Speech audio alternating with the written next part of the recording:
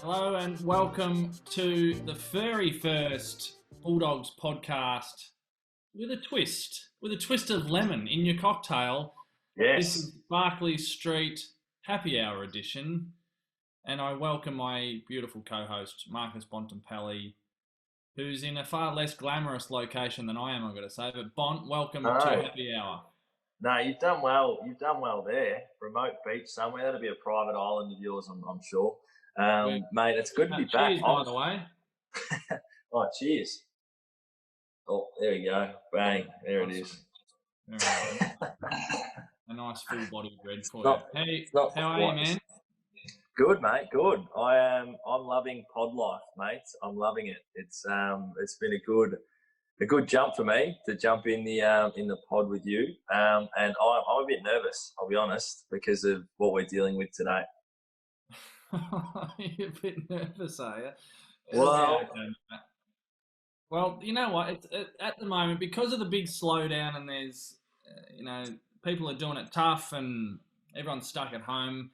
And I love Barclay Street. I love our Yep. regular podcast that we do. We're only 2 episodes Yep. in, but we're going to have a lot of fun there. But I think that should be reserved for football sort of conversations and topics, and you being the captain of the footy club. And so we can talk about a whole matter of different things that's going on with a bit of a serious kind of look at the circumstances and all that. yeah, And then afterwards, we both got to thinking, didn't we? Of like, with all, we've got a bit of time on our hands. We should open it up, and we want to offer as much as we can to our supporters at this time, because we know a lot of them are doing it tough. And yep. but a Friday night knock-off drink.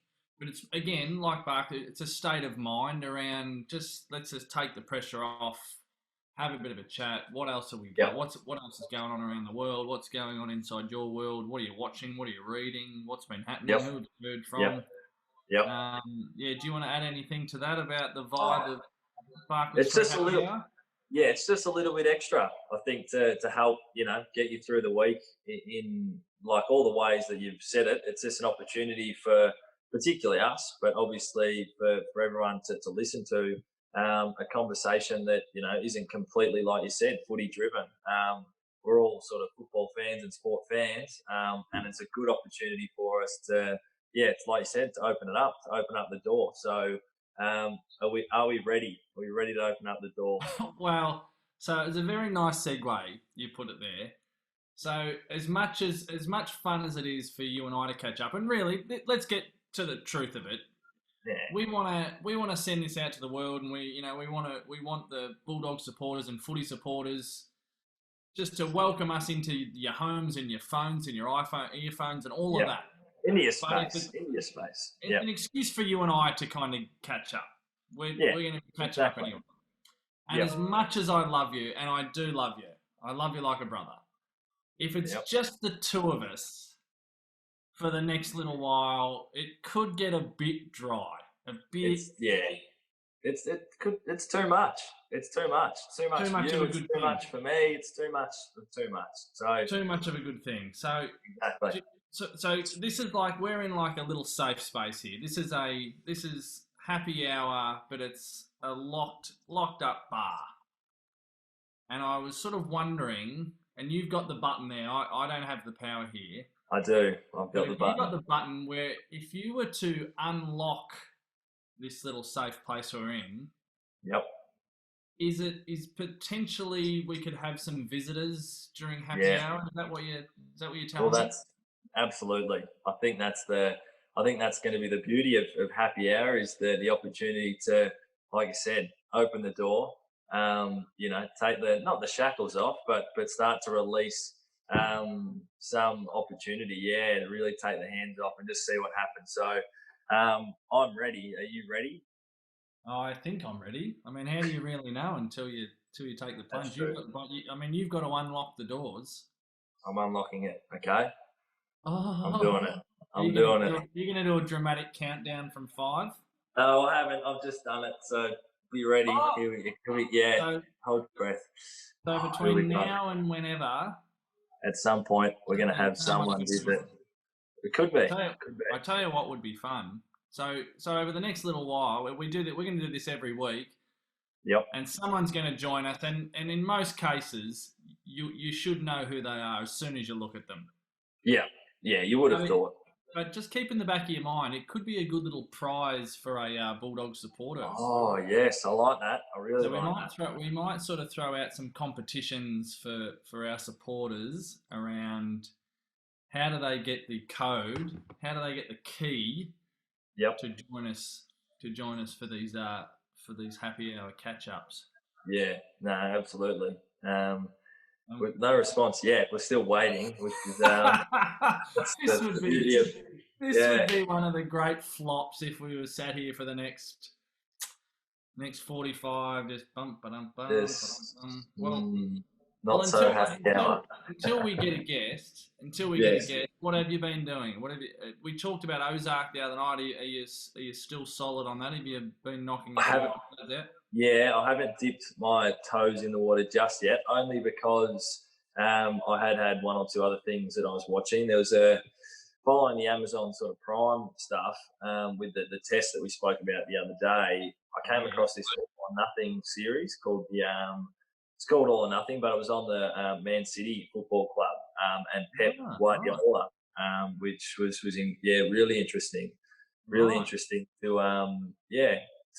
have a little. It was basically inside the four walls and really, really good sort of intel on how they do things, and I was really intrigued by it. So that sort of stole my interest for the last little bit.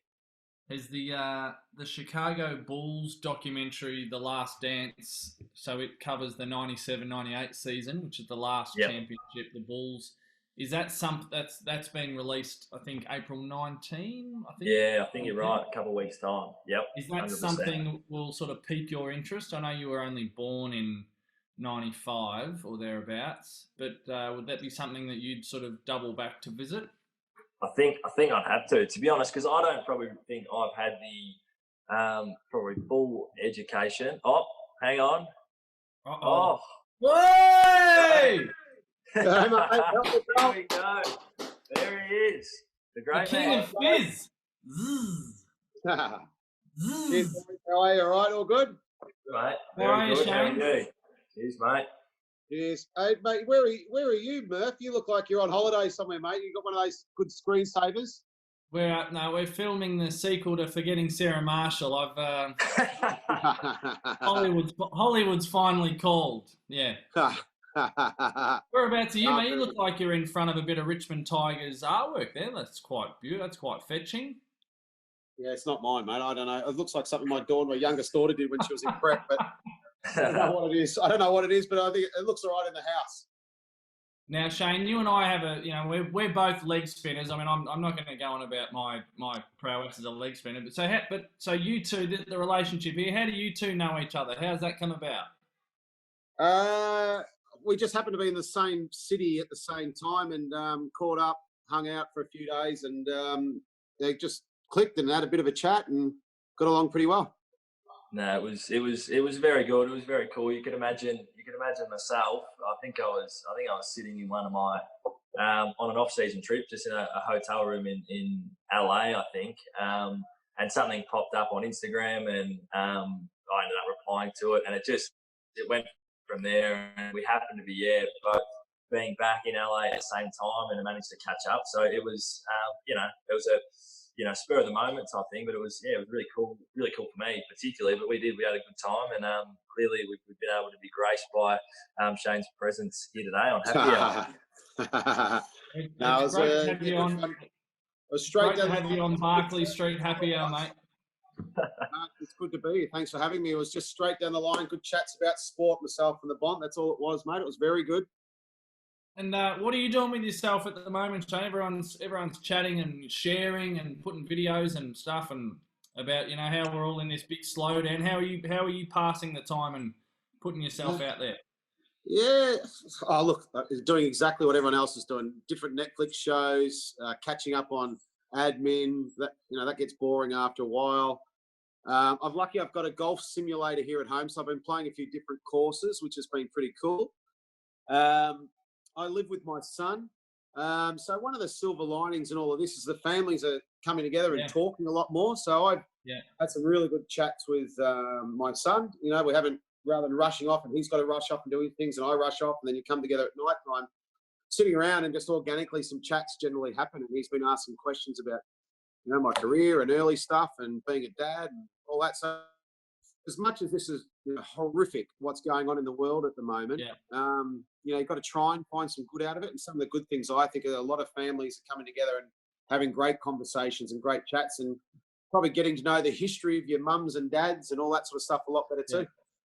How old's your son, Shane? He's about to turn 21. Yeah, right. Yeah, so when I was his age, I just started first class cricket, about to play for Australia, and I was delivering pizzas on a Friday night at the local pizza shop while I was still playing Test cricket for Australia. He couldn't believe it. He said, "No, you're not. No, you didn't." But I did. Can I ask you, does the sort of relationship change? I mean, my kids are 12, 10 and 6, so we're sort of a different phase.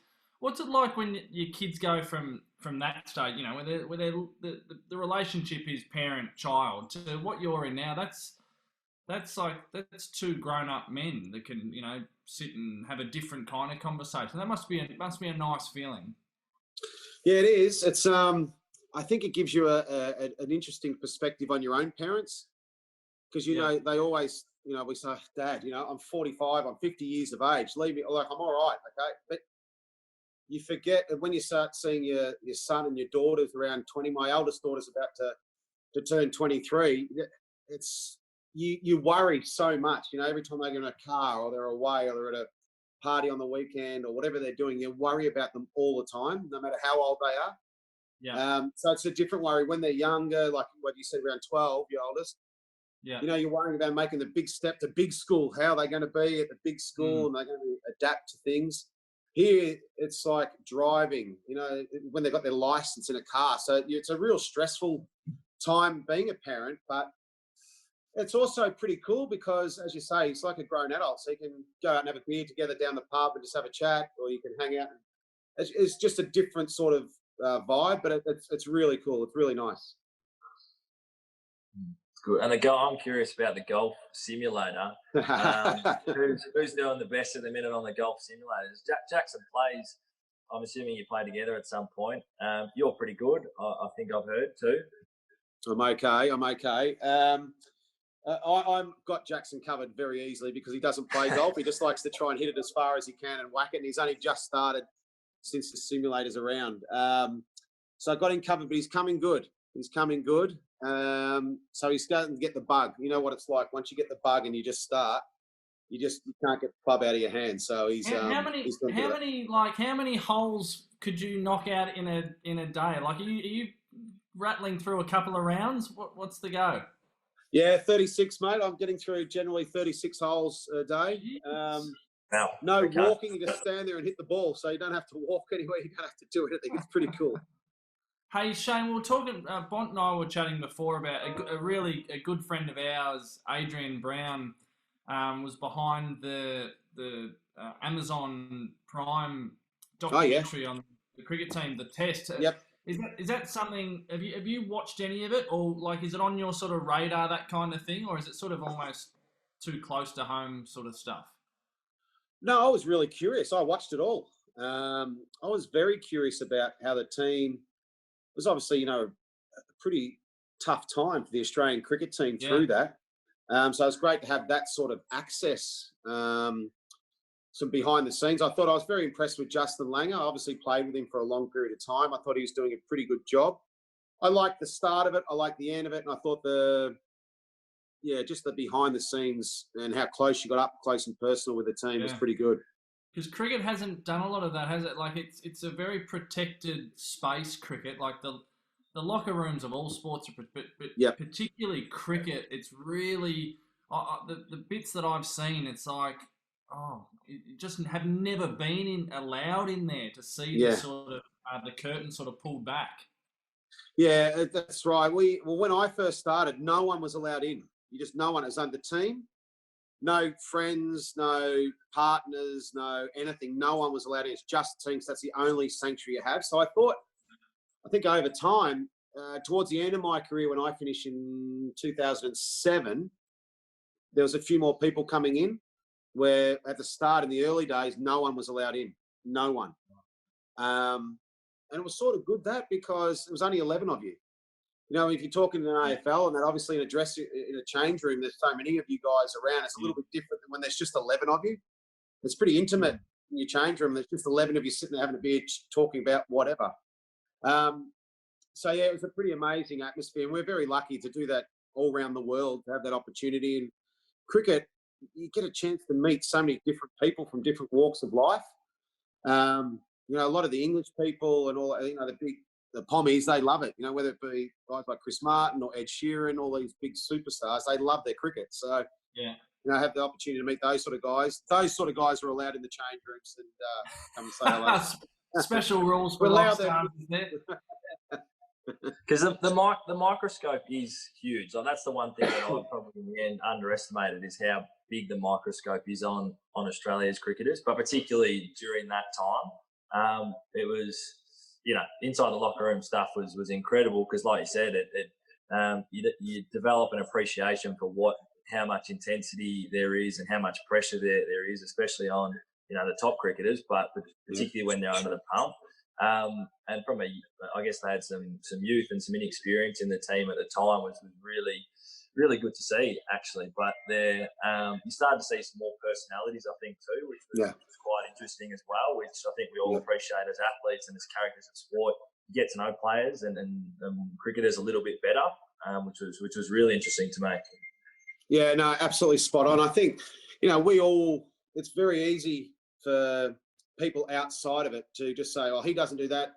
And, you know, whether it be press, whether it be people, they judge. All because of the way you play your sport, they never actually get a chance to get to know the person.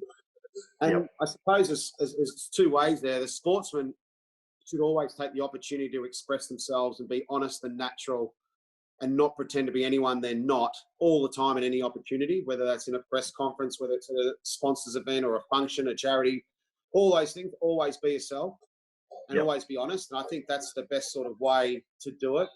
But what people want, they don't want to see robots either. But then if they do see characters out there maybe pushing it a bit too far or celebrating too much, then they're pretty quick to knock people down too. So you can't have your cake and eat it too. I just like to see, we all want to see characters in any sport it is, and we love to get to know them. So I just think it's part of the press and part of the socials and all that sort of noise and things that's out there, is just be a little bit more lenient and understanding rather than be so quick to judge people. And that's why the sportsmen then just sit there and go, oh, we played great today. I was really happy with the team's performance. You know, it's a dull answers to all the stuff, and you never actually get the chance to meet or know the sportsman either. Do you think that this might be a stretch? But do you think with what's happening around at the moment with the world and we've all, the big slowdown, let's kind of put it under the umbrella of the big, and we've had sport taken away from us. We've had so many things taken away from us. Do you think attitudes like the one you're kind of describing there, of how we're quick to judge, quick to criticise, do you think this will give us a chance to maybe reset on a few things and appreciate, what we have? Hopefully. I think we're all the same at the moment, where little things we took for granted, maybe we won't. Maybe we'll appreciate what we have and how lucky we are, and all slow down, as you say, Bob. Just take a breath. It's but this judgmental stuff, it's a really interesting thing, because we all, no matter what, judge or make an impression of what we think that person is like, whether it be a boxer we see, an AFL footballer, a cricketer, whoever it is. We go, I bet you he's a ripper to have a beer with. But we wouldn't have a clue. It's all by the way they play their sport. Or I bet you this guy's up himself. Look at him strutting, whatever it might be. Yeah. But I just wish we didn't judge. It's all right to have those opinions with your mates and all that sort of stuff. But I think for people that can form an opinion quite quickly on someone, especially in the press and the media side of things, they can paint a picture of a person very easily, and it can suddenly, that person can turn into that because they believe they should be that person because that's what everyone thinks they're like. It's quite an interesting dynamic, all of that. And that's why, you know, be true to yourself. Don't pretend to be anything you're not. People will always appreciate that. Even if you do the wrong thing, if you're honest about it and accept responsibility, you know, people can't, they've got to say, well, you know, I respect that. And that's the most important thing, respect versus like. Respect's the most important thing. Shane, you had the great stock ball of all time, formed a huge part of your genius. I've got a stock question, by no means to the quality of your stock ball, but what were you like? So the 2 minutes before performance, I think, is kind of interesting, and whether it's a rock star, a politician, an athlete. Can you kind of remember what sort of frame of mind you were in 2 minutes before a Boxing Day test or taking on England in an Ashes series? Can you sort of remember what you were like in those moments? Yeah, I always had the tendency to get a bit too pumped up sometimes. So the 2 minutes before you ran out was really important to me in the way I approached the game. So I would generally, I'm a smoker, so I generally go and find the smoking section, the change room. I go and have a couple of minutes. Little gasper. Yeah, but the one good thing about that was, there's nothing good about smoking whatsoever, but the one good thing it allowed me to do was to find a quiet corner, because I was generally the only one by the end, and I was by myself for those couple of minutes. And it allowed me to gather my thoughts and just think about what I was trying to achieve today. So today is, when you cross that line each day, it's all a choice. You know, effort is a choice. So if you don't want to, you know, in AFL terms, chase or put in or do those hard things, that's your choice. And some days it's a lot easier to do them than other days. In cricket, are you going to do those little things? Run, make sure you're ahead of the overs. Are you going to make sure you concentrate 100% of the time before your deliveries? Are you not going to crack it? Are you going to, you know, or you're going to stick to the team plan, and, you know, all the different things that we do, and there's a structure and process in sport. I found concentration was the most important thing there. And those little 2 minutes before you ran out, to have your own time, get your own thoughts, was really important. And mate, just on that, was that something that you'd always sort of understood on you, or did it take you a little while to understand, particularly at the top side of things? Did it take you some time, or was there someone who helped you to understand that, or was it just always in your nature? I think when you first start, you're never the best version of yourself, because you just want to impress people that you're good enough, and you want to also to yourself prove that you're good enough. So it takes a little bit of time to understand what you need to perform, and that's a big section. That is, how much sleep do I need? Is it 8 hours, 10 hours? Does that make me too lazy? Do I only need 4 or 5? What sort of food do I need to eat? Do I need to have a beer? Do I need to drink a lot of water? What do I actually need to do? And the only way you can find out what's best for you is to experiment with all those different things and find out how you woke up the next day, that you've done all your preparation, you've done all that sort of stuff. And then that last night before was knowing yourself and knowing what you needed. And that took time. People will offer their advice about what they did, successful ones, and then you generally try it if it works for you or not. And if it doesn't, so be it. But you should know yourself most of the time. But when you're really young, you don't. So you lean on other people mostly, but then over the course of a year or two, you should be able to work it out. Yep. Warnie, you're a famous St Kilda supporter. Yeah. And I mean, and let's not forget, this is going to go out to a lot of the Western Bulldogs supporters, real heartland. St Kilda have broken our hearts, broken my heart a couple of times. But I want to ask you a question about your footy, because your name often gets thrown because you played under 19s at St Kilda. Yeah. I've always wanted to ask you. Yeah. When people say, Warnie could, because everyone says, Warnie could play a bit. Warnie, played St Kilda under 19. If someone says to you, Warnie could have played one league game of league footy, is your instinct to go, well, actually, I could have played 100 league games, or are you a bit sheepish of like, that's a bit much? So one game of league footy is the over under. Yeah, no, I look, I wasn't good enough. That's all I ever wanted to do was play football. I wasn't good enough. I played, I think, 2 or 3 years in the under-19s, played in reserves games. I was with the seniors for 3 months, training and all that sort of stuff. But I just wasn't good enough. I wasn't fast enough or tall enough. So I never had a chance. But that was my goal. Cricket, I mean, come on, it was boring. It's like, what? I'd rather be down the beach in the summer. I want to play footy, and that's all I ever wanted to do. And I was a decent mark and a good kick.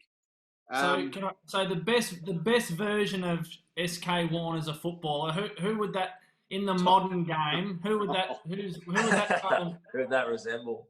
Yeah, I don't know, mate. No idea. Inside, outside. I'm curious. Inside, no. Well, my best year I think was 1988. I think I kicked 67 or 70 goals, the highest 60 goals in the 19s for the year. Sorry. And I got reported striking for three players, and I got a 2-year, 2-week suspended sentence down at Cardinia Park. So so many goals is hard to kick. They don't get kicked on their own. Yeah, if I didn't mind a scrap either. So you can't do that these days. You can't. Well, I'm sure you guys can give the odd whack here or there, but you get away with it. I don't know who. I'd have to have a proper think about it, but no one very good. Whoever the worst player is for me. I uploaded a photo today with Matthew Richardson. Now, he was one of my heroes sort of growing up, who I just idolised and loved. Bob, you were a bit similar. Who was your favourite player? So we were